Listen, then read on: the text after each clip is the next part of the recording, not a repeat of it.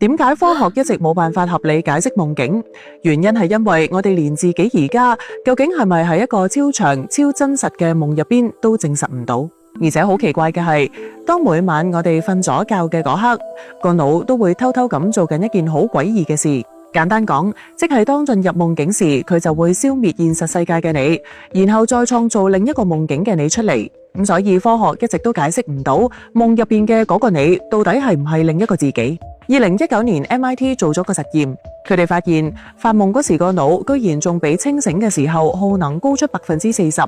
亦即係話你瞓着之後大腦根本冇一齊休息，而且仲喺度瘋狂運轉，構建出一個完整嘅平衡世界。更奇妙嘅係，夢入邊嘅你唔單止有記憶，仲有情感，甚至思考能力比起現實中嘅自己更加強。另外，據研究表明，原來人嘅一生有成6年時間都分配喺發夢入邊。換句說話去表達，即係你居然有成6年時間都活喺另一個世界。但係奇怪嘅係，自己又對於嗰個世界一啲都唔熟悉。仲有原來，當我哋一旦瞓醒，大腦就會主動將超過95%嘅夢境記憶 delete， 就好似有人幫你個腦洗底咁。但係點解要刪除夢境記憶呢？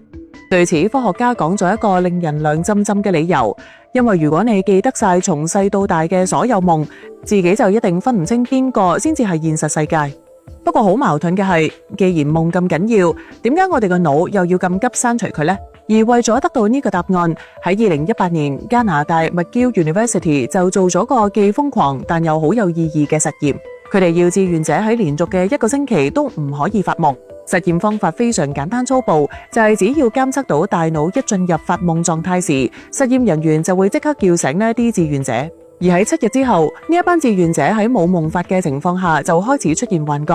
有啲症狀嚴重嘅仲分唔清眼前嘅人到底係真實存在定係個腦製造出嚟嘅假象。更誇張嘅仲有人望住塊鏡，居然認唔出自己。所以可怕嘅係呢一個實驗證明咗一件事：發夢根本唔係大腦嘅娛樂活動，而係維持你精神正常運轉嘅必需品。因此冇咗夢，你嘅意識就會好似一部失控嘅機器。咁既然夢係維持精神正常嘅必需品，我哋個腦又係點樣製造夢境出嚟嘅呢？而呢個答案，芝加哥大學嘅研究人員其實喺1952年就已經揾出咗答案。因為當佢哋監測多名睡眠者嘅時候，都規律咁捕捉到一個好詭異嘅現象。原因係喺某個特定階段入邊，睡眠者嗰對眼球都會喺緊閉眼皮嘅狀態下瘋狂左右擺動，就好似睇緊場好精彩嘅比賽咁。而正正喺呢個時候，大腦嘅信號活躍度就居然比清醒狀態時要更加高。因此，學界亦都將呢個睡眠階段正式命名為 REM 睡眠，亦即係快速眼動期。再後嚟，科學家做咗個針對性測試，就係喺呢一個階段叫醒一個人，而呢個被叫醒嘅人100%都會記得自己頭先發緊嗰個夢嘅內容。但係如果已經過咗 REM 睡眠階段，再叫醒睡眠者，大部分人就會對自己發過嘅夢毫無記憶。所以呢一個測試亦都證明咗夢唔係隨機產生，而係我哋個腦會喺特定時刻啟動嘅一個神秘程式。而更加離奇嘅係喺 REM 睡眠期間，你個腦會做一樣好匪夷所思嘅事，佢會完全切斷你全身肌肉嘅控制權。咁喺醫學上，佢嘅學名叫做肌肉癱瘓保護機制，意思即係話你個腦幹會釋放一種特殊信號，瞬間凍結你全身嘅肌肉，只係留低呼吸肌同埋眼部肌肉可以喐。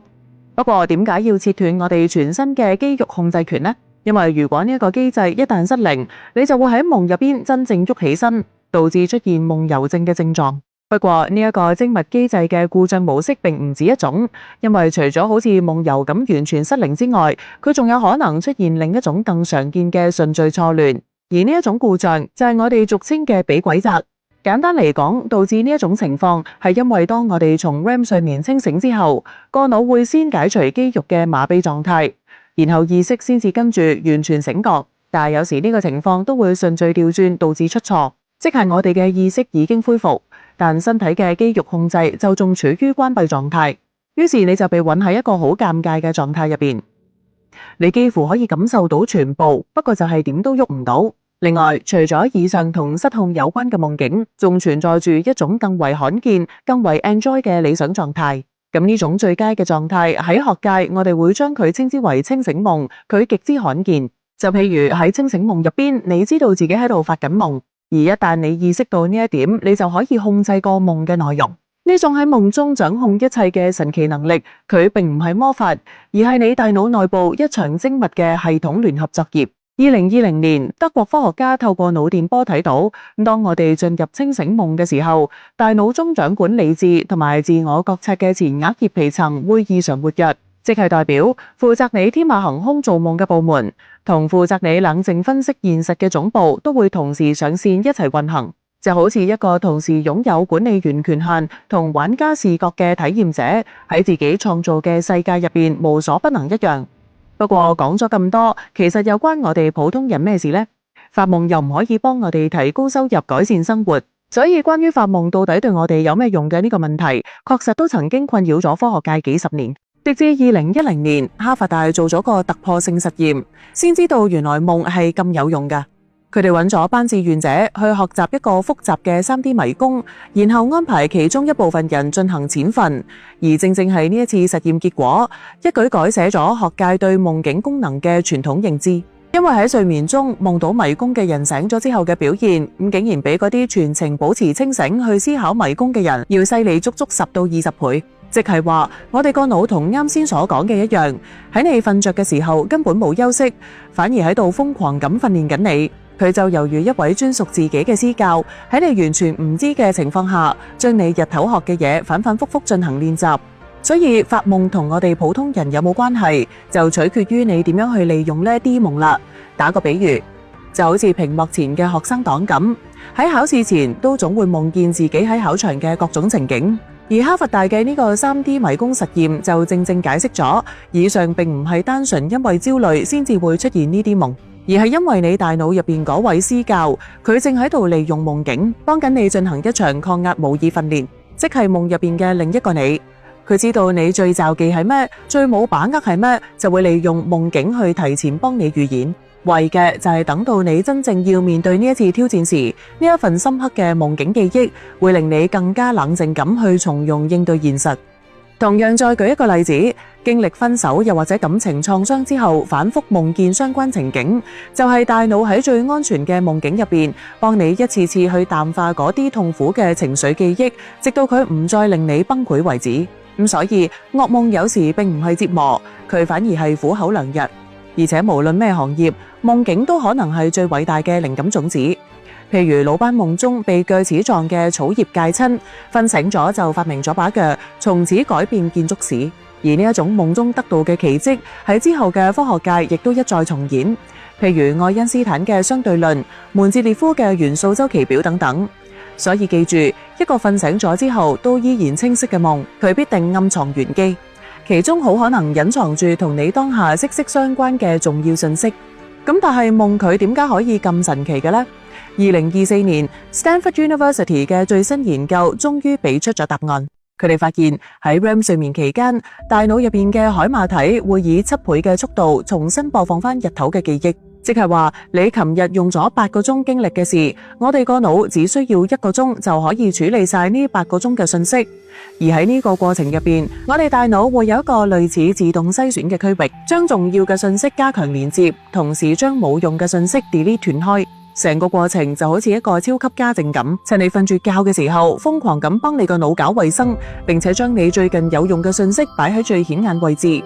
冇用嘅就同你刪 Q 晒佢。不過講到呢度就會引申出一個更深層嘅問題，就係夢境嘅本質，佢究竟為咩而存在？拋開玄學呢一個世紀難題，喺科學界主要分為2大陣營。第一派支持副產品論，佢哋認為夢根本冇特定存在目的，就好似呼吸有聲音、發動機會發熱一樣，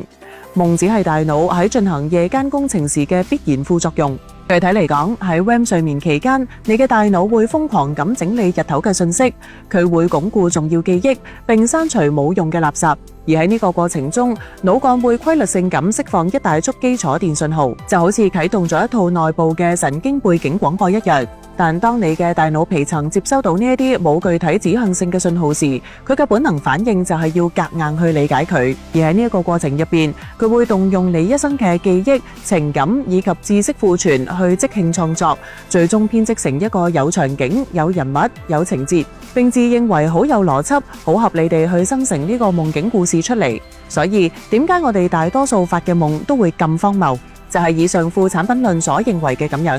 但第二派嘅進化工具論就完全唔認同以上嘅講法，佢哋認為夢係進化出嚟嘅生存工具。理由好簡單，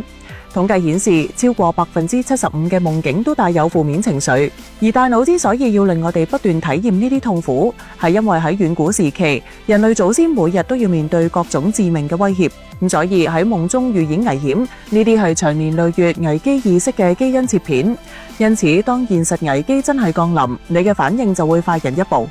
但無論邊種理論，都解釋唔到一個最核心嘅問題，就係夢入邊嘅意識究竟係乜嘢？當你喺夢入邊嗰陣，嗰個會思考、會感受、會做決定嘅你，同醒緊嘅你，究竟係咪一同存在？2021年，牛津大學嘅哲學家同神經科學家聯合發表咗一篇論文，佢哋提出咗一個驚人嘅觀點，咁就係夢入邊嘅你可能擁有某種程度嘅獨立意識，因為喺夢入邊，你會做出一啲清醒時絕對唔會做嘅決定，體驗到從未有過嘅情緒，甚至講出一啲你從來唔敢講嘅說話。亦即係話，夢入邊嗰個有意識嘅你，根本就唔受現實意識嗰個你去控制。而呢一個發現引出一個恐怖嘅推論，因為如果呢個講法係真嘅，咁係咪意味住我哋同一個大腦每晚都可能喺度運行緊另一套完全陌生嘅意識程式呢？但係呢條終極問題，目前喺科學上仲係無法解釋。畢竟每次瞓醒，佢究竟係意識嘅接伴，定係某個臨時意識狀態嘅終結？呢一方面目前都仍然未有指向性。更令人困惑嘅係，神經科學研究證實，大腦處理夢境記憶同真實情感記憶，佢哋所用嘅核心神經回路同化學信號，幾乎就係行緊同一條高速公路。亦即係話，對於你嘅神經系統而言，夢入邊嗰段刻骨銘心嘅經歷，同現實中嘅經歷具有同等嘅真實權重。所以恐怖嘅唔係夢會消失，而係你永遠冇辦法100%去確認此刻構成你嘅全部記憶同埋情感，有幾多嚟自現實生活，又有幾多嚟自夢境入邊嗰啲完全陌生嘅意識。然而夢境最離奇嘅地方並唔止以上嘅描述，因為目前喺世界各地都不斷有人聲稱明明素未謀面、互不相干嘅兩個人，卻夢見過一模一樣嘅詭異場景。但係更加不可思議嘅係，以上聽上去似做妹嘅夢境共享信息，居然喺大量雙胞胎又或者親密伴侶入邊得到咗證實，佢哋曾經一齊進入過同一個夢，瞓醒翻之後仲可以互相印證細節。而目前科學界暫時亦都只能將呢一種離奇情況稱之為巧合，但喺物理界亦都有人大膽猜測認為，兩個大腦嘅意識可能同量子糾纏一樣，偶爾會發生短暫嘅共享信息。咁好，今期就同大家傾到呢度先，好多謝捧場到呢度嘅各位。而大家覺得今日嘅話題邊 part 最有用，亦都可以喺評論區或者彈幕入邊分享出嚟。另外要同大家交代一下，呢個頻道目前有2個專輯，一個係關於未解之謎，即係以世界各地嘅超自然學案例為主題去作主線分享；而另一個專輯月知識就係關於科學同哲學上嘅講解。所以喺度希望大家唔好撈亂。咁我哋下期再見啦，拜拜。